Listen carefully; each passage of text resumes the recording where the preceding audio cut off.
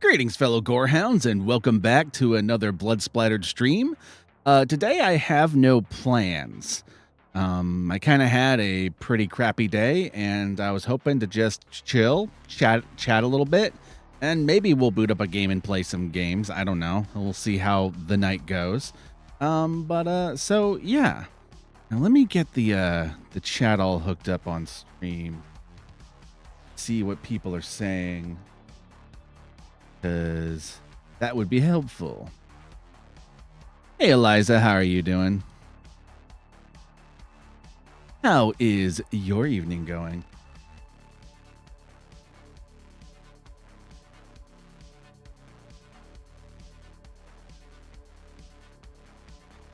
Rant to us? I don't really have much to rant about, to be honest. Basically, like, my day... So, for the last month or so, we found out that Comet, which is the cat that we inherited from a friend of ours who died, well, he was diagnosed with cancer of the lymph node. So he had it's right here, like a tumor forming right where his mouth is and where his jaw is. So for the last month, we've basically been trying to make life as pleasant as possible, as he's been slowly deteriorating day by day until eventually he reached the point this week where he couldn't eat, he couldn't drink, he could barely walk. So we finally had to, call the vet to put him to rest for good, put him out of his misery so that he's no longer in pain. And today was the day we had scheduled. So that went well. It went smoothly. He has passed on. He is no longer with us. He is no longer in pain. But there's a bit of a melancholiness about it. Because, you're sad because you miss the cat. But you're also relieved that he's no longer in the pain he was in. That he's now at peace. If that makes sense. But anyway, let me get the the chat going over here so that you guys can read what people in the chat are saying.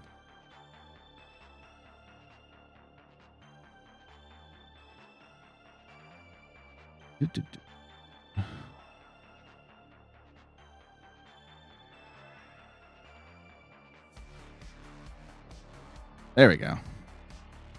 That going. Let's that size so that people can read it better. Yeah, we took care of him. He passed peacefully. We were giving him a whole bunch of pain medication by the end of it. Because when he wasn't on the pain medication, he was just not happy. If you've ever seen a cat who is not feeling well, who can't move, can't really eat or whatever, it's a whole lot of sad meowing and wanting attention, but also not wanting attention because their body's very sensitive, so petting hurts. It's not a good time. I'll say that much.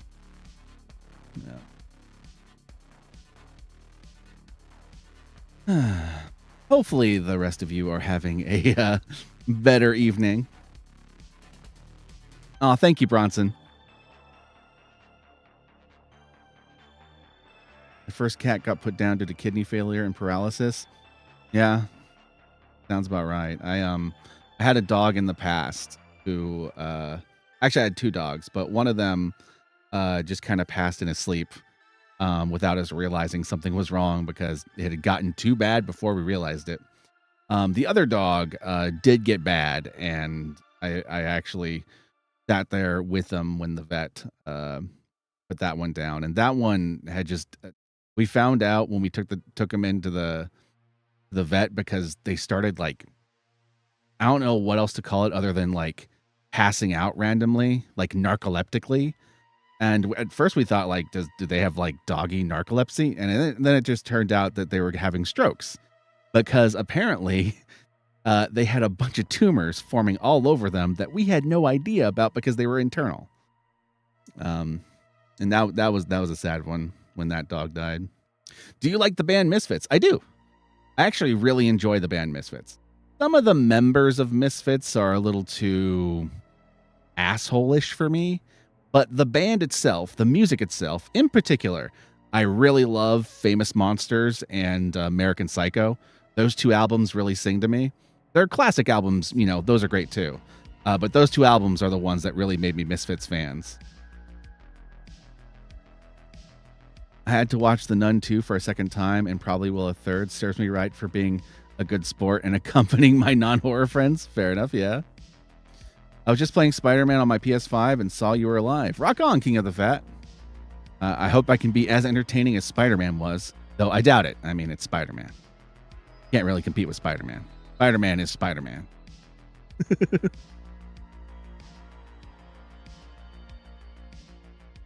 Oh, man. He's over the Rainbow Bridge. Exactly, Eliza.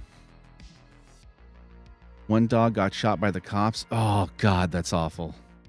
My first dog had to be put down for blood rot. Oof.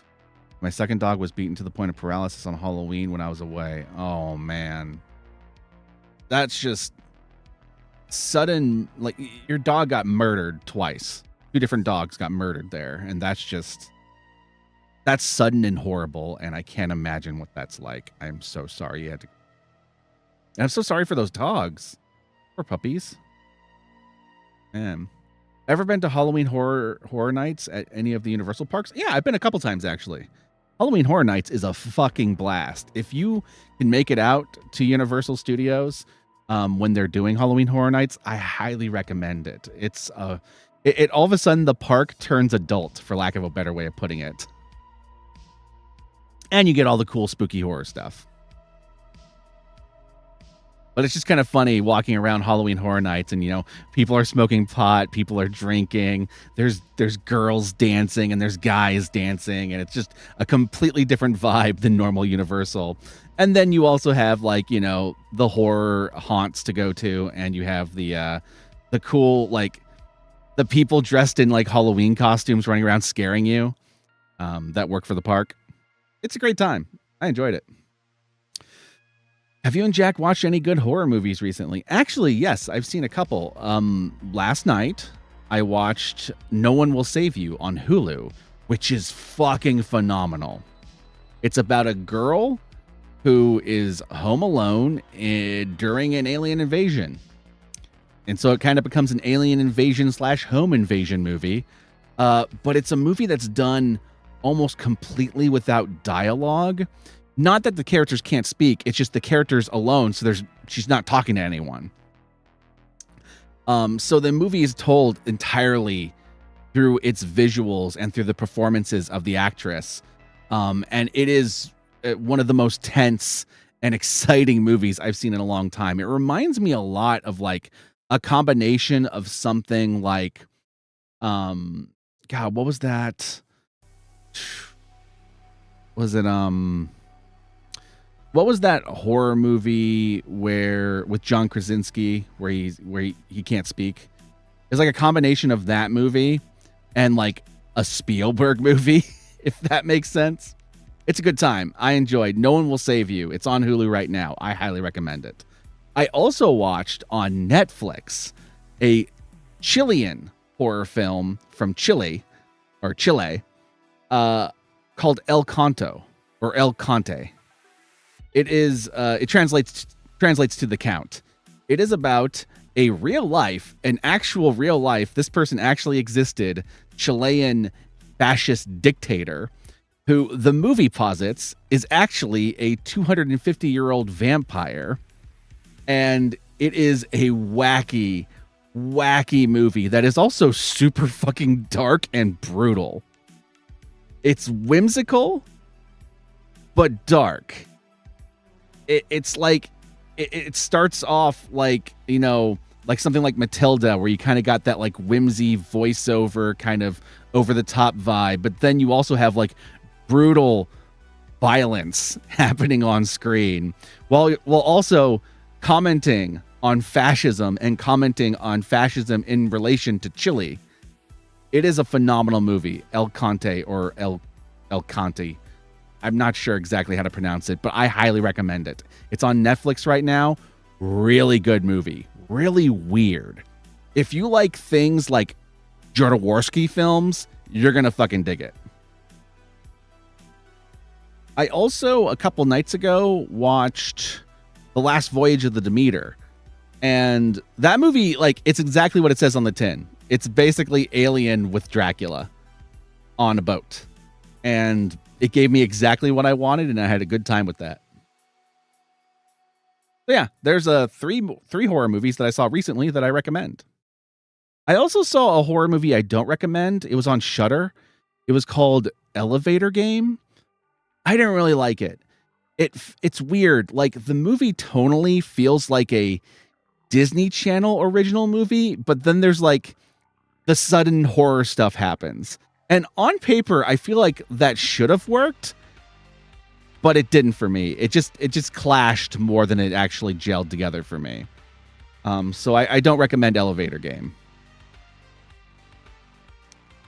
That movie caused a massive uproar in Chile from both fans and detractors of him. Nice.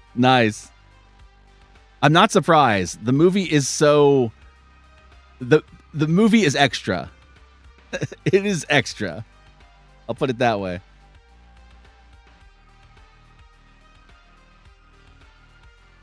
Felt like a Supernatural episode. I can kind of see that.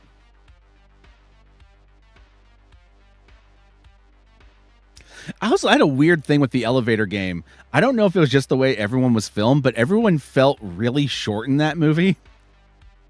Like, they were all like 20-year-olds, but they all felt like they were like 10 in height. Like 10 years old in height, if that makes sense. I don't know if I'm making any sense, but yeah, it's weird. I wasn't a big fan of Elevator Game. That's what they said. That one girl ended up dead in a water tank. Elisa Lamb. They said she was playing the Elevator Game. Oh, interesting. Okay. There was a movie called The Skeleton Key. In Beetlejuice, Jane gives Lydia a skeleton key that opens every door to the house. That's for anyone who hasn't noticed that. It's pretty cool. Rock on. I remember the movie The Skeleton Key. That came out in like 2003? 2004? Something like that. I remember thinking it was okay. It's very proto Get Out. Like, there's elements of Get Out in it, but it's like before Get Out happened. Get Out's a way better movie, though.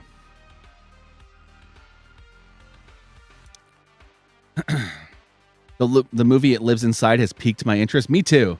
I'm really looking forward to that. The trailers have got me excited for that.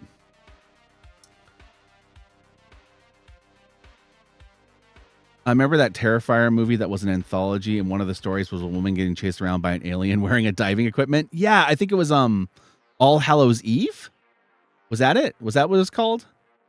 The anthology film that technically introduced Art the Clown to a theatrical setting.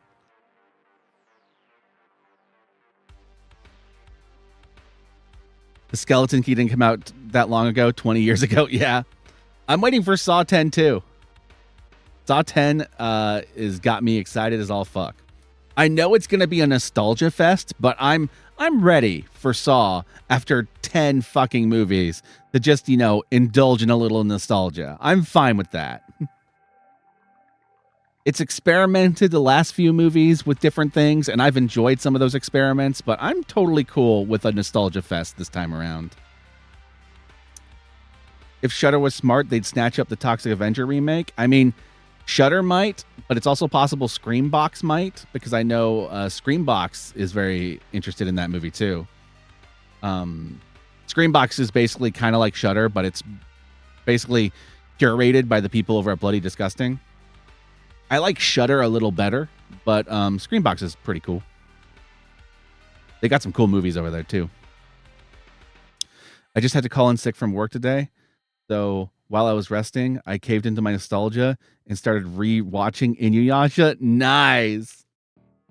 Some people who came to some of my streams like a month or two ago might know that like a month or two ago, I started re-watching from the beginning One Piece. I just now got to Enies Lobby. That's my One Piece update. I just now got to Enies Lobby. Luffy is very soon gonna ask Robin whether or not she wants to live, and I'm excited to experience that all over again. It has been the perfect comfort viewing experience whenever I'm just not feeling well and I'm depressed. I sit down and next thing I know, I've watched like 10 episodes of fucking One Piece before I've gone to bed. And then naturally I don't get enough sleep. But you know, it's worth it because I feel better. Oh man.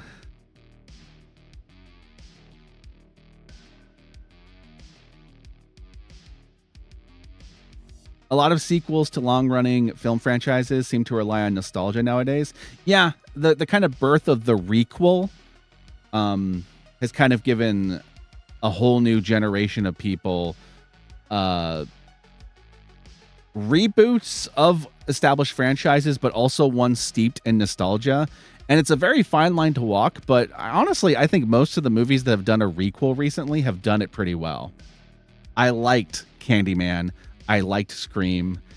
I liked Halloween. I even liked that Texas Chainsaw Massacre movie that came out on Netflix. I know that was controversial, but I enjoyed that movie.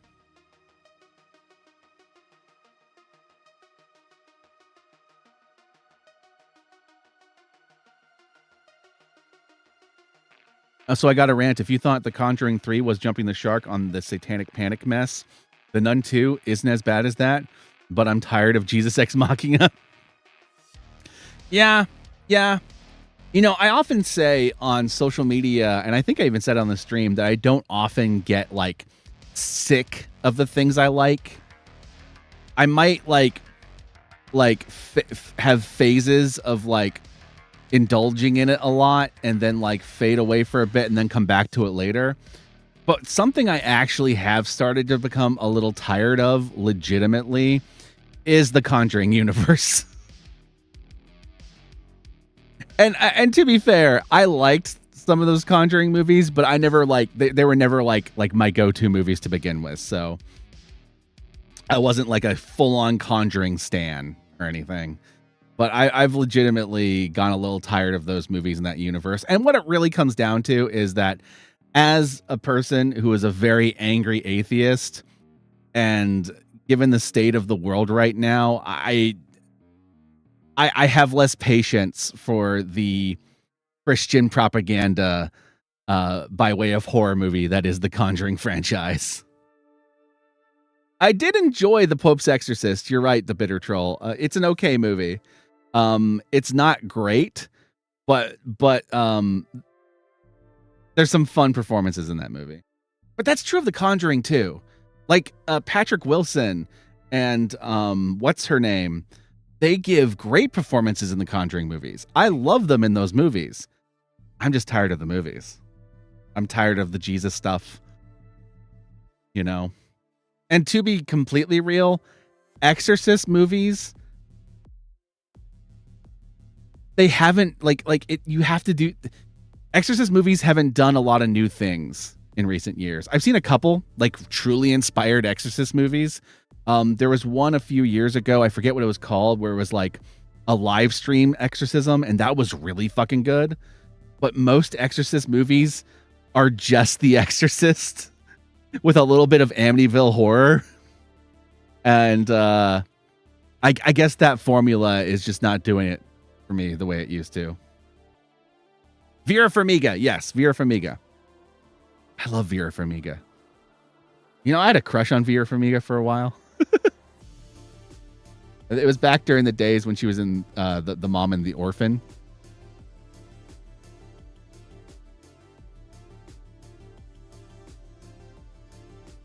This is why I want to do an Argento-styled horror story where the main character is a Satanist investigating a heretical Christian cult. That sounds cool.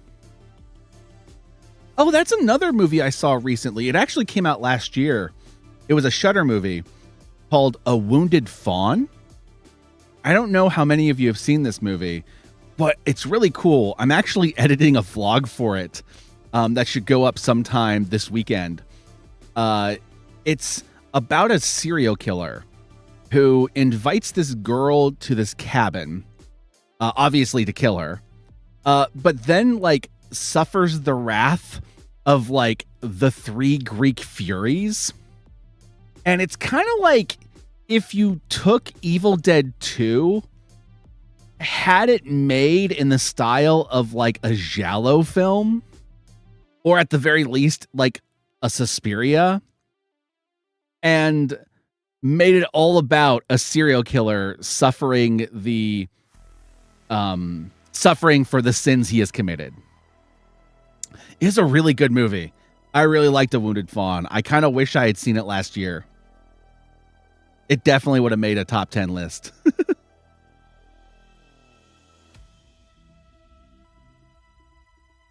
It's also, if you guys have seen The Girl on the Third Floor or Jacob's Wife, it's from the same director. And I like those two movies.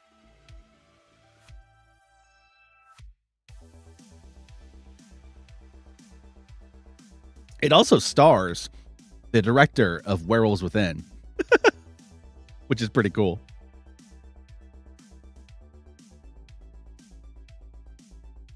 I like Medium. Yes, Medium was a great movie. That's a great example of like a twist on the Exorcism movie. But the reason why that movie's a twist on the Exorcism movie is because it's not following the Christian formula. You know, Medium is a Asian exorcism movie from a completely different culture. So all its tropes are so different from ours that it's refreshing. But that's a really well done one. I love that one. Hey, Skull Maggot. I'm doing all right. I hope you're doing all right, too.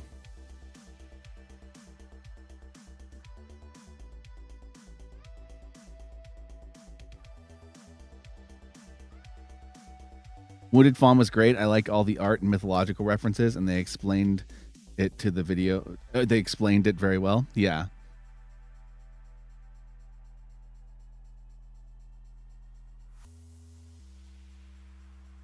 Oh, The Exorcism 2. The Exorcist 2. I ain't gonna lie, though. There's a part of me that's kind of sold on Exorcism Believer. It might end up being total dog shit, but the trailer looked pretty cool to me. And it had enough different things that I'm kind of excited to see where it goes. It'll probably go the same place as every other Exorcism movie, but you know what? I want to find out. I like Disney Plus and Amazon Prime Video. What is your favorite streaming service? Have you ever watched anything on Hulu? Yeah, I've watched plenty of movies on Hulu. No One Will Save You is actually a Hulu movie, and I highly recommend it. My favorite streaming service? Well, for the longest time, it was Netflix. I like a lot of Netflix shows, and I like a lot of the movies they put on there. Recently, they cloned Tyrone. Fantastic Netflix movie. Then for a while, it was HBO Max, though I like it a lot less now that it's Max. It's now all of a sudden taken over by all the reality shows that I hate. But when it was just HBO Max, it was all quality content. Now it's kind of oversaturated with reality shows that I have zero interest in. And of course, Shudder. I like Shudder a lot. Amazon Prime's okay, and Hulu's pretty good. There's a lot of stuff I like on Hulu. Hulu's been doing a bunch of like cool like Bloomhouse collaborations, and I've been loving the stuff they do with that. I had Paramount Plus for a while, but the problem with Paramount Plus is that the only reason why I'd be subscribed to it is for Star Trek, and I love Star Trek, but it's not enough for me to subscribe to yet another streaming service for. And I have Peacock, but that's like through my they give Peacock for free through my internet service thing. And I've enjoyed a couple things on there. There's a couple comedies on there I really like Killing It. Killing It's a pretty fun show.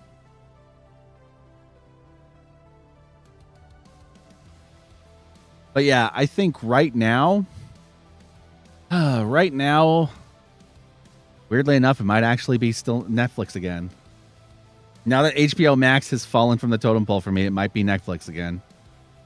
I know a lot of people will go with Tubi, and I understand why. Tubi has a great selection of classic horror films. Here's my problem. Most of those classic horror films, I already own. So most of my value is new horror movies. And while Tubi does get new horror movies eventually, a lot of the other streaming services tend to get them first, if not exclusively. Tubi, I've been recently diving into Tubi original movies, and it's very hit or miss. Tubi original horror is either really good or like the worst, most unwatchable thing you've seen.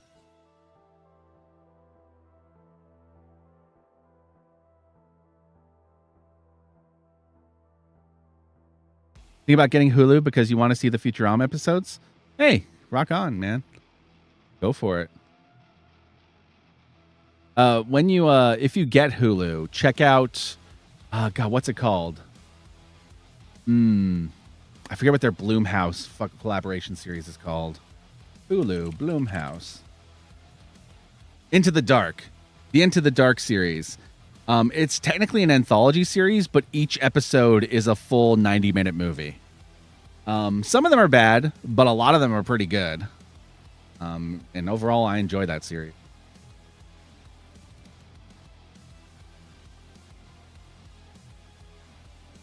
I did watch the trailer for Castlevania Nocturne, and I'm pretty excited about it. Yeah, the new Futurama is pretty good. They still got it.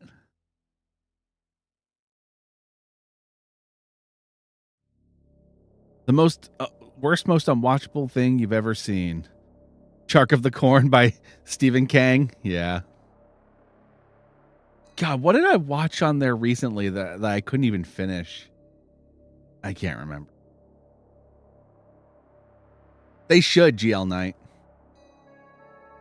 Hey, Morb, how you doing? The original Godzilla, unlike every other giant movie in the 1950s that were just cheesy B movies, the original Godzilla was a political drama that represented Japan's post-war anxieties. Yeah, absolutely. That's actually why I think I liked Shin Godzilla a lot better than a lot of Godzilla fans I see online. Because they changed the metaphor. Shin Godzilla, instead of being about nuclear war, was specifically about the Japanese government and its response to the nuclear disaster that happened in Japan recently following a tsunami. And I really like Shin Godzilla because it really fucking, as a fucking political satire tearing down the Japanese government, it's really good. If you wanted to see Godzilla show up and fight another monster, of course you're going to be bored with that movie. But if you're there for the political drama, Shin Godzilla, it's pretty good. I'm looking forward to Godzilla -1, though. Hopefully it will deliver.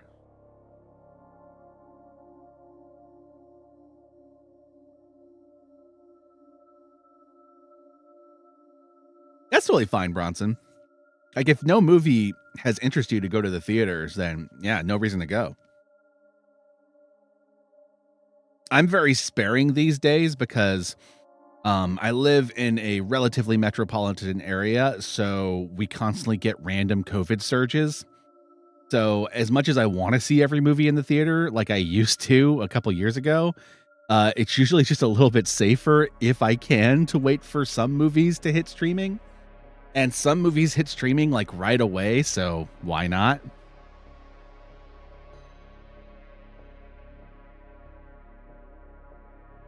I really enjoyed the New Year's Eve gay slasher that Hulu did. Oh, I enjoyed that one too. I can't remember what it was called, but I remember enjoying that. Yeah.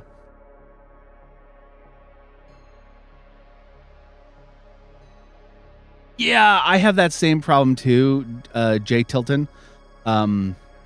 Every time I recommend something on a streaming service, I always get like a comment saying like, "Oh, we don't get that streaming service," or "Our streaming service doesn't have that yet." And I always feel bad because I honestly I don't know what to do at that point other than just pirate the movie. Other than that, I don't know what else to do.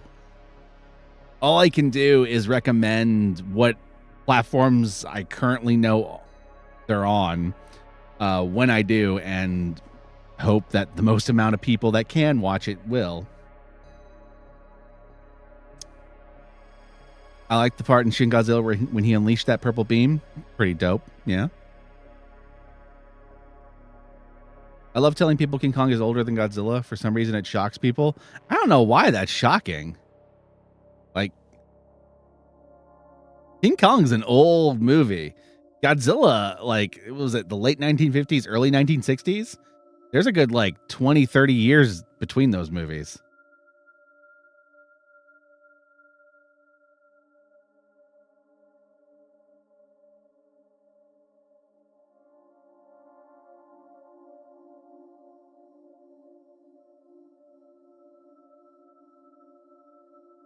Oh, VPN a country's platform is also a possibility. Yeah. DL Knight's correct. That's true. I'm actually surprised that VPNs are allowed to advertise that. It always like makes me fucking giggle when I see like a content creator mentioning that in their ad for the VPN sponsor, because I'm like, I'm surprised they let them advertise that, because it's just like, hey, circumvent the copyright, but legally. Like, I'm surprised that it hasn't been cracked down upon in some way, but it may just be there's no way to, so they don't want to draw attention to it, so they don't. Going to the movies to have a good time and see a new movie is always fun, but if you're wanting to focus on the actual story of the movie, it's better to watch it on a streaming service. I can see that argument. Sometimes, you know, a theater can be distracting or whatever. I tend to have a really easy time just kind of losing myself in the movie. Sometimes the theater can be distracting, but that tends to be rare for me. Hell, sometimes they could add to the movie. But I do agree that when you're sitting there watching a movie on your own, you can really absorb the details of the story better, as opposed to just the experience of watching the movie. I don't know if that distinction makes sense to other people, but it does to me.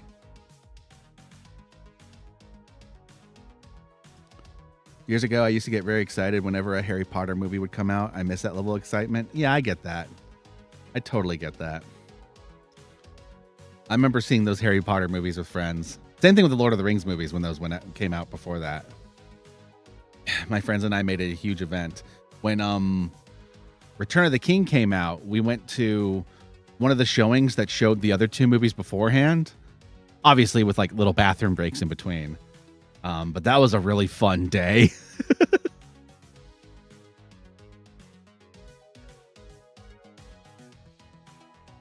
I've only watched one Harry Potter movie, and I wouldn't be able to tell you which one it was. Hey, that's fine. There's nothing that says that you have to be into Harry Potter. Hell, these days it's probably better not to be honest.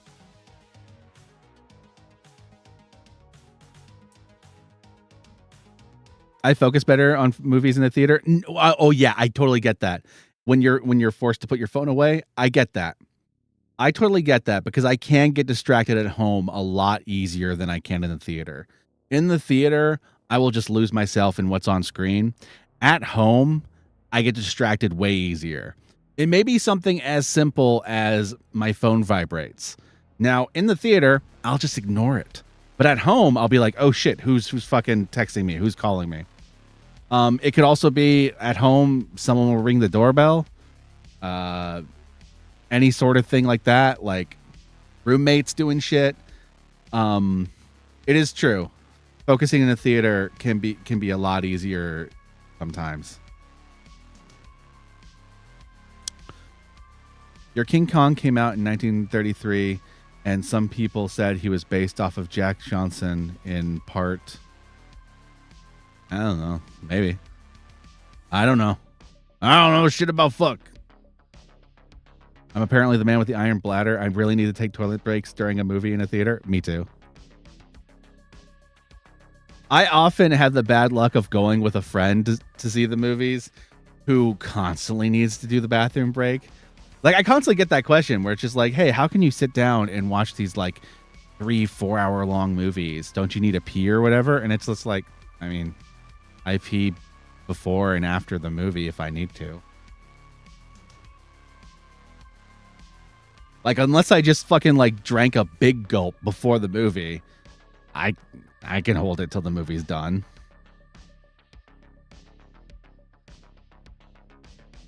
But I also found something weird about myself, and I don't know if this is just because I know a lot of people with ADHD. But I found from living with people with ADHD that they have a habit of not peeing until something reminds them to. Like something external to them has to remind them that they need to pee. Like maybe the water will start running, or something to that nature. I will just pee when I need to. So what this means, living with some people with ADHD, is that I'll be like, I need to go pee. So I'm going to go pee. And then after I pee, the other two roommates will be standing outside the fucking door needing to pee because me needing to pee reminded them to pee. I don't know if everyone with ADHD does that, but it's a funny little quirk that they have.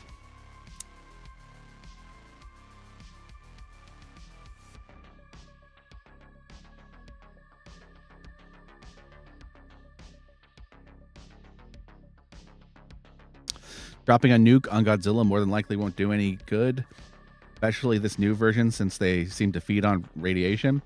Yeah, very rarely does nuclear radiation do anything but make Godzilla stronger. Yeah. Though it may make him eventually explode. I mean, there is that version where Godzilla eventually absorbs so much radiation that he's just a ticking time bomb.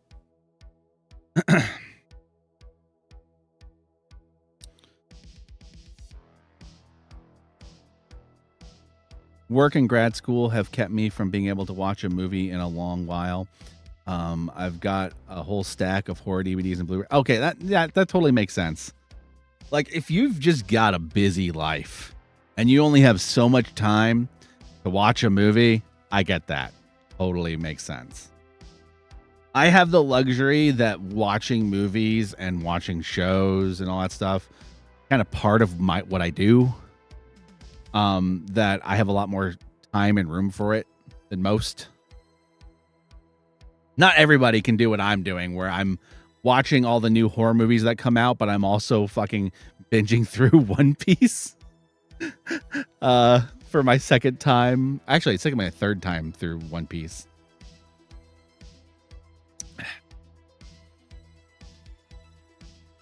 Not everyone can do that. And that's totally fine. There's honestly more important things to do than that.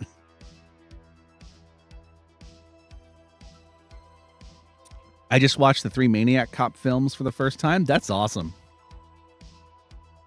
I've seen the Maniac Cop films so many times. I'm a huge fan of those first 2. Third one's a mess, but the first 2 are really fucking good. I actually a few years ago, I went to a screening of it where the director was there. I think the Blu-rays had just come out for all 3 of them. And the director was there and he showed all 3 movies and did a Q&A in between each one. And it was really awesome.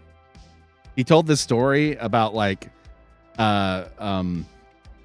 what's his name? The dude who plays the Maniac Cop. I can't remember his name. But apparently in between Maniac Cop 1 and Maniac Cop 2, he lost a ton of weight.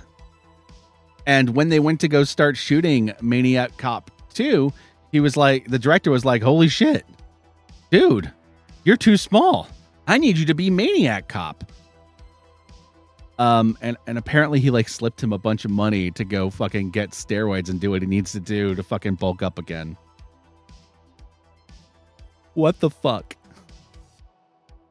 Nico Robin is the best neurodivergent Straw Hat waifu. Yeah, I can see that. Robert Zadar. There we go, GL Knight. That's the name of the Maniac Cop. One Piece seems like Marathon Olympics for weebs. Yeah. Yeah.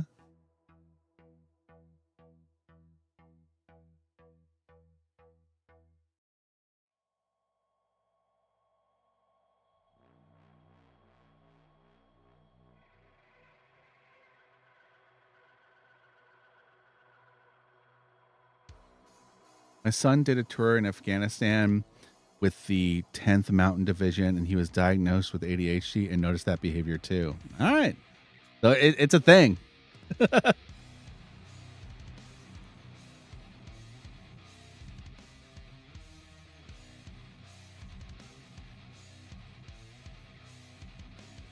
Oh, it is awful, Foxiver. It's super awful. It's amazing how many of these wild fucking Hollywood stories, and you're just like, what the fuck were you people doing? What the fuck is wrong with all of you? And the answer is Coke a lot of the time.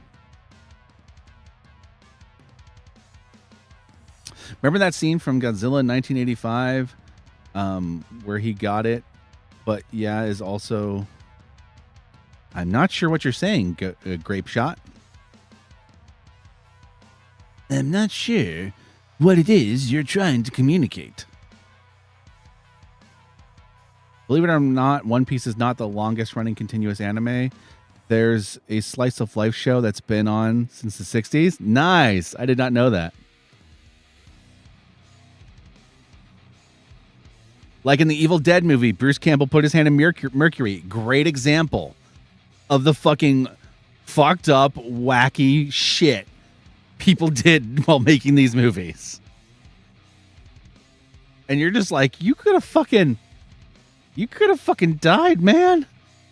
You could have fucking developed so many problems from that. Jesus Christ. I there's the part of me that morbidly loves hearing these stories, but there's also this part of me that goes, you're all fucked up. You're all gonna burn in hell.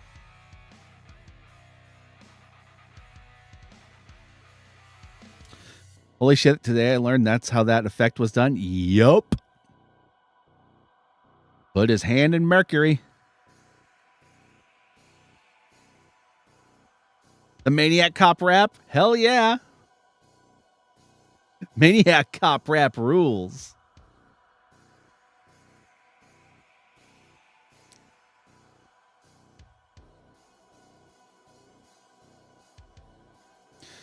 You have the right to remain silent.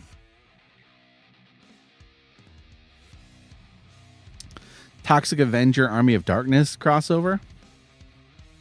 Yeah, I could see it. Hey, Town Eccentric, how you doing, my friend? I'm doing okay. Hanging in there. Cheering up a bit.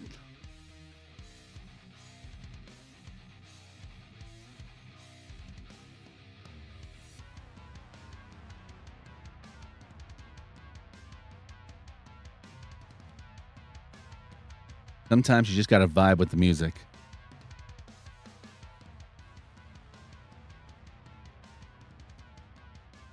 Am I the only one here who likes to believe that Godzilla Minus One is the sequel to Oppenheimer?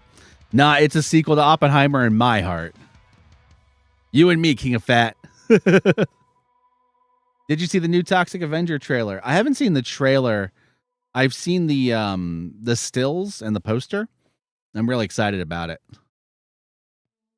I still need to see the movie he directed. He was great in Blue Ruin and Green Room. Oh, Macron Blair. Gotcha. I love Green Ruin and Blue Room. Green Room and Blue Ruin. I almost said Green Ruin and Blue Room. I rewatched Bleach recently. It was so much better than I remember. Here's the thing about Bleach. I love Bleach up to and until they entered, I forget what it was called, but there was this one arc where like the two forces of like heaven and hell were like at war with one another.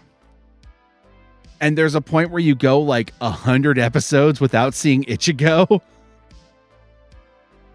And what I got sick of was Bleach kept following this very specific pattern of character we know gets in a fight with a villain who we don't know. Halfway through the fight, we hear the entire backstory of the villain. And then once the backstory's over, villain loses. And I think like there was like 10 fights in a row where that happened. And I reached this point with Bleach where I was just like, you know what? I don't even know who half of these characters are, and I've been watching this show from the beginning. And then when they tell me who these characters are, it's right before they die.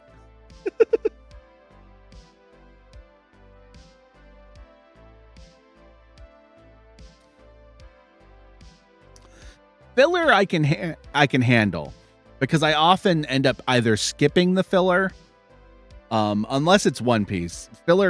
One Piece tends to have okay filler, but most of the time, like Naruto, Bleach, any of those types of shows, I usually skip the filler.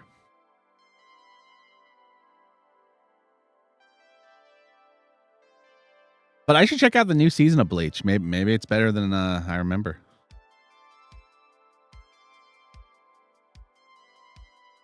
Yeah, the TV show Bleach.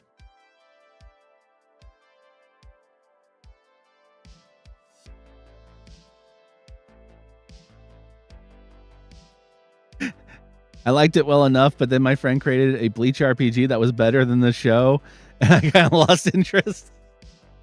Nice. I will say this, like, Bleach up until around the point when Ichigo saves, I forget her name, the Shinigami that Ichigo becomes Shinigami for. When he saves her, that's like top tier shonen anime right there. Love it. It had its problems, but that shit, like up until that point, is super top tier. After that, it's up and down. But then it reached that one fucking war plot, and I got so tired.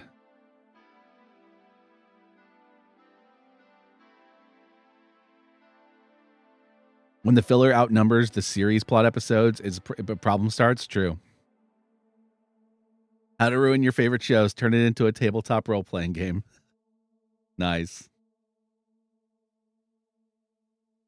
I can confirm that the new season fixes all those issues. Plus, the original author is using the new anime to fix problems in that final arc. Rock on.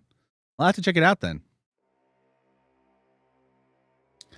Oh, yeah, there was another thing about Bleach that started to bug me. I like shonen anime. I like a lot of shonen anime. I've watched a shit ton of shonen anime. Bleach often had this one problem that a lot of shonen anime does, but Bleach always used it as a crutch, and it started to bug me. And that's, Bleach would constantly have characters do shit off screen, and then when it came to their actual plot progress, they just suddenly can do something. Without any setup, without any, like, it's like paying off without a setup. It's just like, turns out I can do this thing. And actually, I studied and fucking planned and trained for hours and hours to learn to do this thing. And sometimes an anime can get away with a character busting it out as a surprise once or twice. Like, it's not the end of the world when an anime does that, and it can work. But Bleach did it constantly to the point where I was just like, are we ever going to see these characters like actually like watching them improve instead of them just suddenly being improved?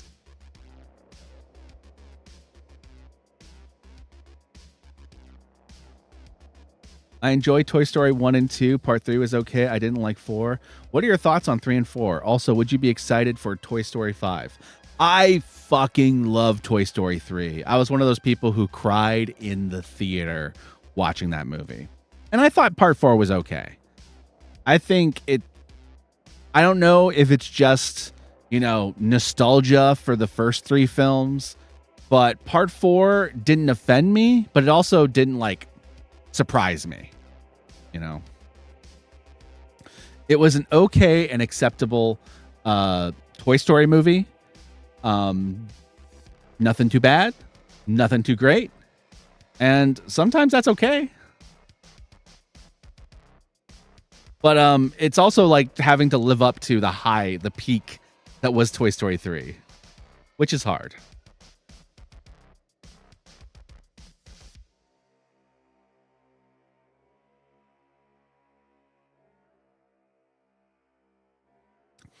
Some of you talking about harem anime. Harem anime really isn't my thing, to be honest. There's probably a great RPG to be made off of the Trauma cinematic universe. Oh man, that'd be awesome. Oh man, Perfect Blue. Perfect Blue is a goddamn masterpiece. By the way, Bronson, thank you so much for the super chat.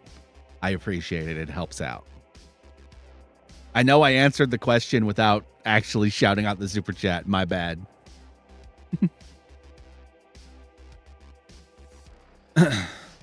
Pixar can't really afford to fuck up Toy Story. That's why it took them forever to release 4. It's true. I actually feel really bad for Pixar right now. They have been putting out pretty good movies, in my opinion. But for some reason, they just can't seem to win with audiences right now. And I think part of it is Disney fucking them over. And part of it is also just mismarketing campaigns. Or in some cases, lack of marketing. Let's be real. I actually liked Elemental. I didn't think it was going to be anything special. And I watched it on Disney Plus and I was like, wait, hold on. There's actually more to this movie than the trailers let on. It's actually a pretty good movie about being a second-generation immigrant.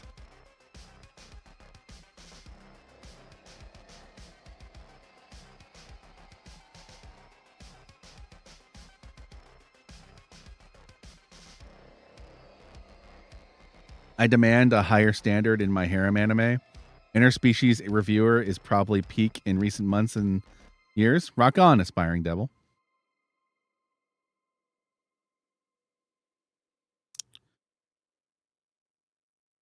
They treat Cars 2 as a mistake that haunts them. To be fair to them, Cars 2 made a lot of money.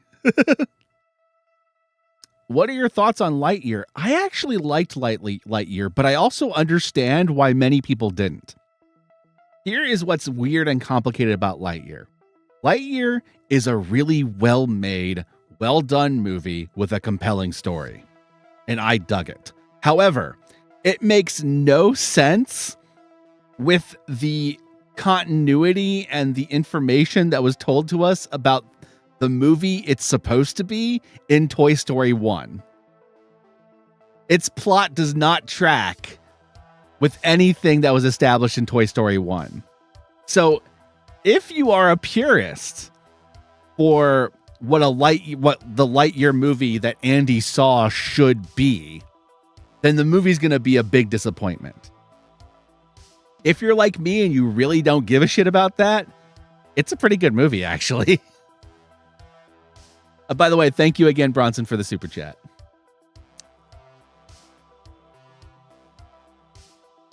My wife is a big fan of Demon Slayer, so I have also seen the new seasons. I really dig Demon Slayer.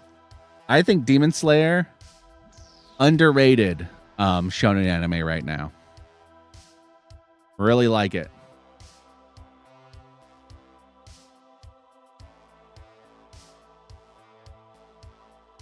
Modern shonen anime is so lucky right now that so many studios have transitioned to the season system because they don't have to deal with the filler and the drawing out of shit that older anime fucking franchises had to do. And Demon Slayer benefits from that. Same thing with My Hero Academia, which I like in My Hero Academia.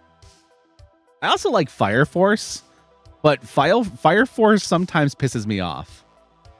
I love and hate Fire Force. I love Fire Force when it's about its story and you're following the characters and they're fighting these fucking fire demons and shit, and you're learning the lore of the world.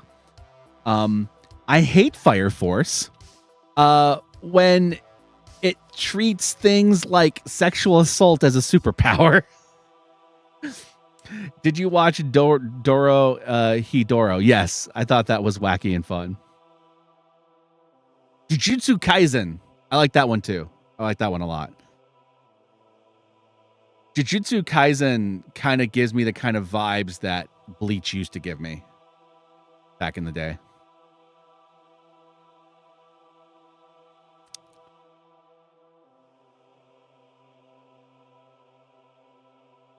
Yeah, Falxifer. Pixar has been doing pretty great since they ditched Lasseter, but Disney has been decided to dump 3 of their movies on Disney Plus. Yes, and it's fucking killed them. True.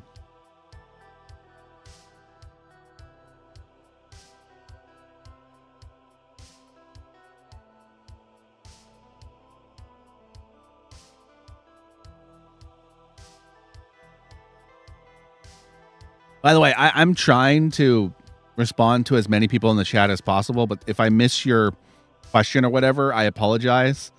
Sometimes the chat moves and I read what the next one is, and there's one behind it that I didn't realize was there.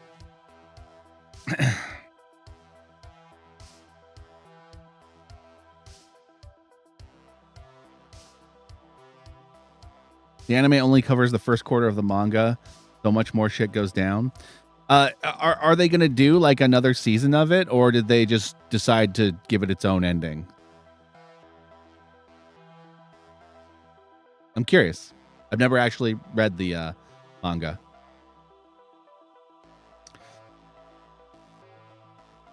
That's true. Elemental did become a sleeper hit. I need to start Chainsaw Man. Jack watched the first season and seemed to enjoy it. He's not really into shonen anime like I am. So I definitely need to watch Chainsaw Man. I've heard that one's really good.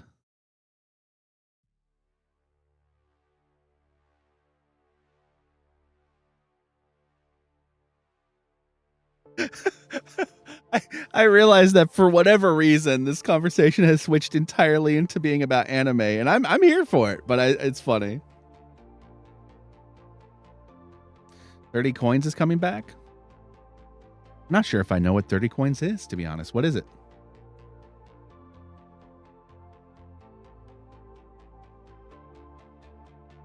It ends on a cliffhanger? Question for the horror guru. I remember you having issues with Lost. Have you seen Billiam's in-depth retrospective on Lost? I have not. If he has, he does knowing the behind-the-scenes mandates change. If you have, does knowing behind-the-scenes mandates change your opinion? I'm actually aware of a lot of the behind-the-scenes stuff on Lost. There might be stuff in that in-depth retrospective that I should check out. That I might not have known, but there's a lot of stuff behind the scenes that I was aware of. And I feel bad for the writers as much as I do on any show. Like, they're not the first people to be screwed over by mandates.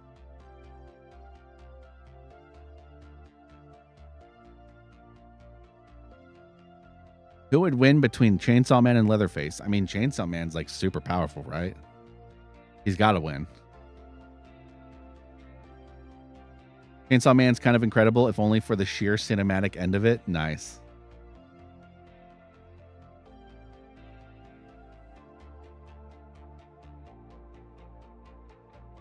BSM anime is incredible, but honestly, I prefer the manga. Some of the big holy shit spectacle panels work better as still images than in motion. Oh yeah, I can see that. There are 100% some animes where the manga is just far more striking for whatever reason. Like, no one, in my opinion, has been able to fully capture any of the images in the Berserk manga in animation as well as they come across just on the page in stills. And that's just because phenomenal artist.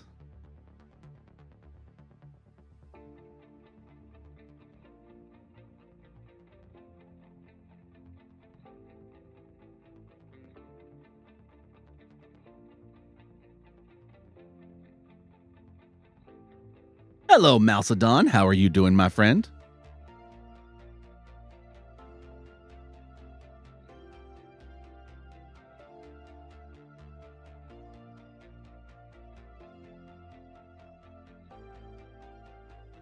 It's like the Coins of Judas, and it's Spanish, and there's a priest, and there's a guy that looks like Lucifer. Oh, shit! I saw like an ad for this at some point. Oh man, I was interested in it, but I never watched it. Hell yeah, the Berserk manga. Yeah. That manga, like every fucking page is such a fucking work of art. And I've seen the many attempts to try to bring it to life.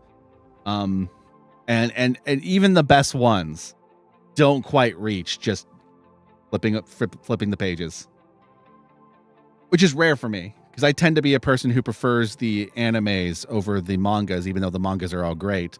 Just because I like motion, I like music, I like acting and all that stuff. But Berserk is a case where no, I like manga every day, all day, every day. Dodo Hidoro is another one. The manga art style is a lot grungier and dirtier and rougher than the anime CGI. Yeah, that sounds about right. It's one of the better CGI anime out there, but if you know the manga, it does not compare. Speaking of CGI anime, I did not expect to like the new Trigun as much as I have. I was so against adapting it in that CGI way, but man, it works. It works.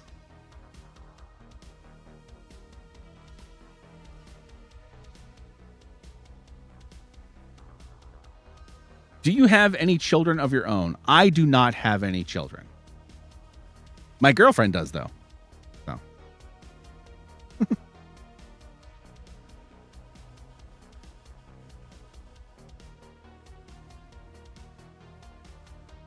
Thank you for the super chat, by the way.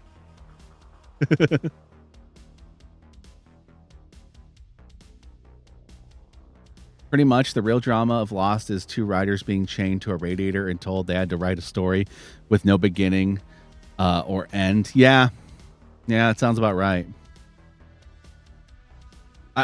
So many like shows that kind of lost their way have like fascinating behind the scenes stories. Like I used to be a huge fan of a show called Millennium, which starred Lance Henriksen. It's all about this detective who can get in the mind of serial killers. And that show evolved into such weird things by the time it was over, all because of changes in writers, changes in studio mandates. And by the end of it, it was like a shell of its normal self. And the worst part is, almost every iteration of the show I was okay with, but they all felt like a different show.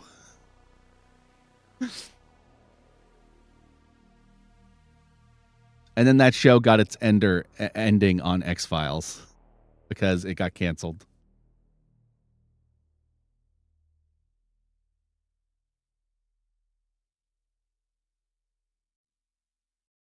I would love to see an animated version of Berserk manga that keeps the style while being flowing.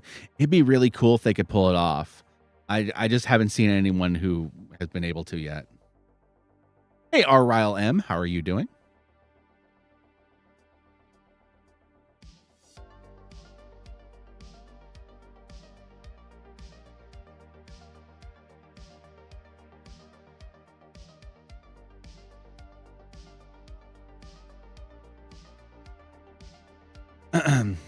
Hey, Bronson, thank you for the super chat. Do you and your girlfriend plan on getting married? I mean, one day. Right now, we're not like in a position to make that happen, but one day I'd like to.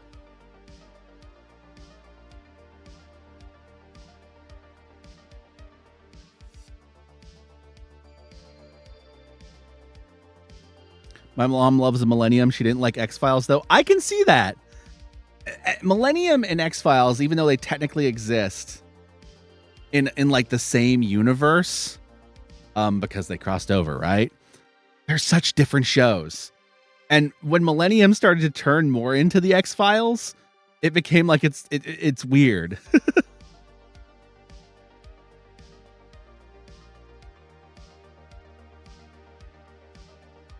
Side note, if anyone loves medieval horror fantasy, read Between Two Fires by Christopher Bullman.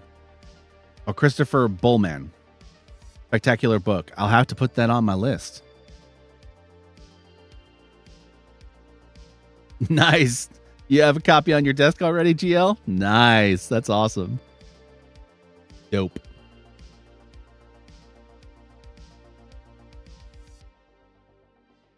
Oh, man. We've been going for about an hour. All right, I'll tell you what. We'll spend 5 more minutes on the stream. So if you have any more questions, get them out now. Obviously, if you send them in super chats, I will 100% answer them. But if you send them in the normal chat, I will try to get to the questions as well. But the chance I might miss it. So we'll see what happens. My sister loves the X-Files and Lone Gunman. Here's the thing. I love the X-Files, but I love the monster of the week aspect of the X-Files. The overarching plot of the X-Files is I don't care about. And I'm rare in that case. And that's rare for me. Normally, I fucking love the reoccurring plots and things. The X-Files is the one case where I prefer it as a monster of the week show.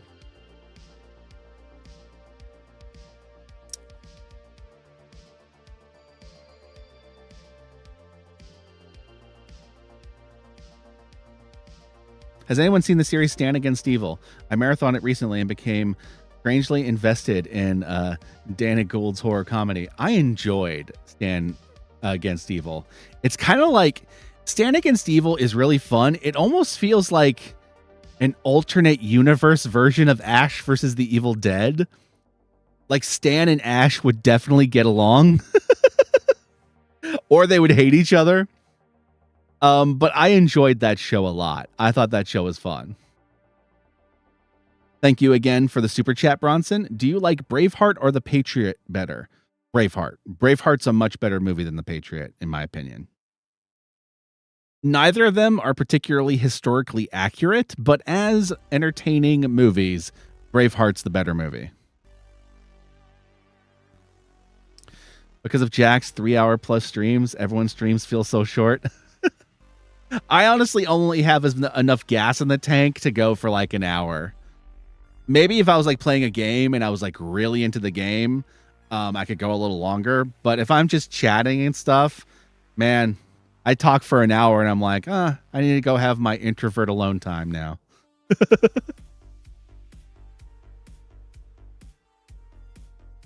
Oh, Lower Decks is great.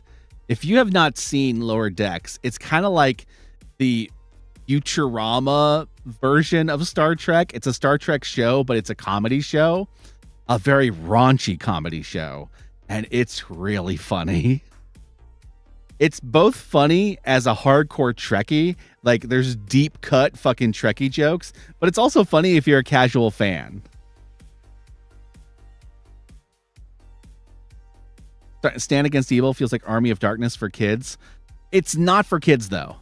Stand vs. Evil is not for kids. It's got the dude from Scrubs. Not the main character JD, but his mentor. The asshole doctor who is kind of like House but without the fucking drug addiction. That dude plays Stan in Stand Against Evil. And he just plays a cantankerous asshole. Kind of like on Scrubs.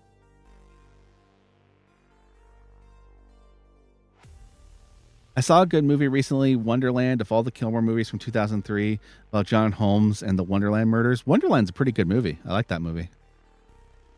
Yeah.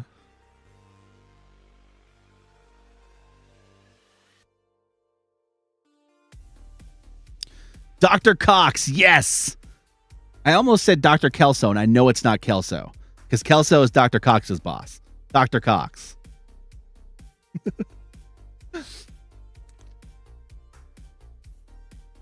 Rock on. I was a big fan of the 90s Outer Limits show. Honestly, I liked all of the revivals of the Outer Limits and Twilight Zone. I know that's controversial, but I liked all of them. Some of them were better than others, but I like those kind of anthology horror things. Why I also like Black Mirror.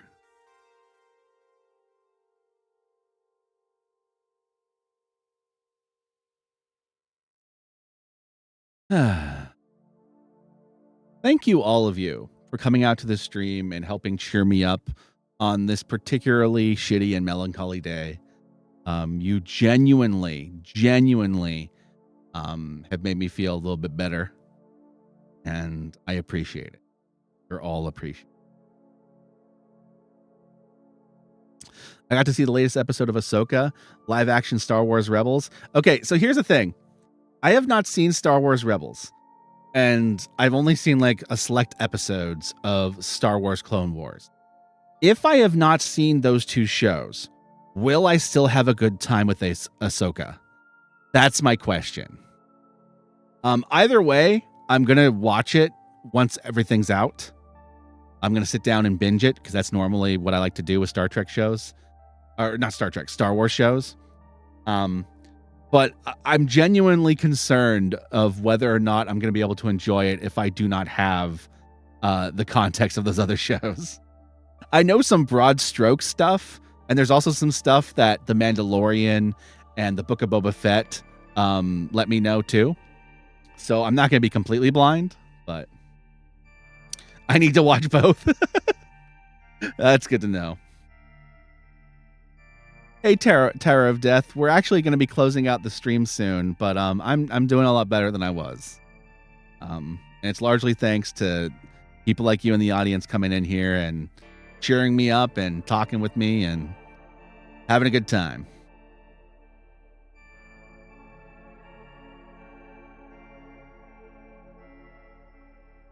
It's best to watch Rebels before Ahsoka? All right. I know a lot of people recommended at least watching like the finale of Clone Wars and then Rebels and then watching Ahsoka.